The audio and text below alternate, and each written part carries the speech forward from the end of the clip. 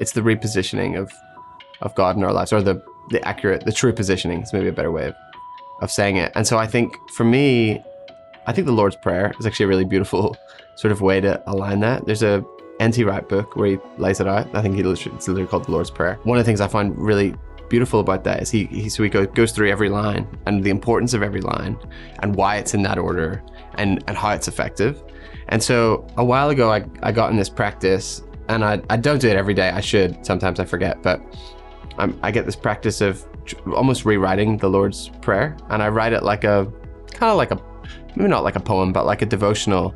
And I'll basically just say the same thing, but in different words. So like, dear great cosmic Father of the universe, like who owns the stars, something like that. And then that'll be our Father in heaven. And I'll move down.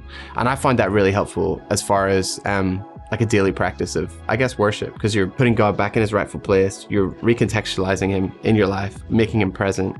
And not that he isn't present, but I guess that's kind of the point, is that we have such a way of forgetting his presence, of like ignoring it.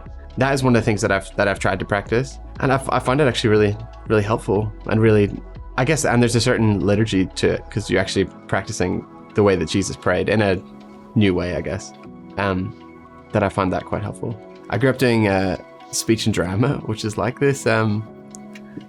I've rethought of this a few weeks ago, and I was like, it's so wild that I did that. It's the funniest thing. We would stand up, we would memorize poems or like a monologue or something, and you would competitively recite the poem in this room of like, there's probably, I don't know, like probably 100 parents there to watch their kids or whatever.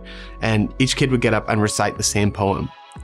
And whoever like recited it best won the competition. But I did that for years, and I'm super grateful for it in hindsight, because I was getting exposed to all this amazing poetry that I think then embedded its way into my writing.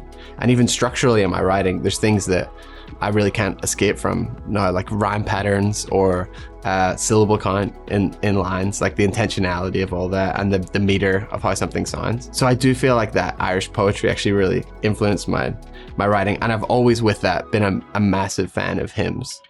And again, because they do mirror in the same sort of way, like a great hymn reads like a great poem. And so I've got a few hymn books, like old hymn books at home that I'll just sit and read. Especially some of the ones that just lasted the ages, like the truths in them are so profound, and they still, the poetry of it still cuts so deep.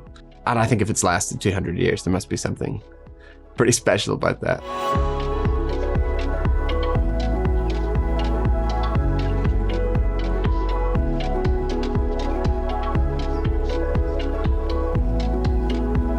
I love that shot, actually. Amen. Sincere in their faith? No.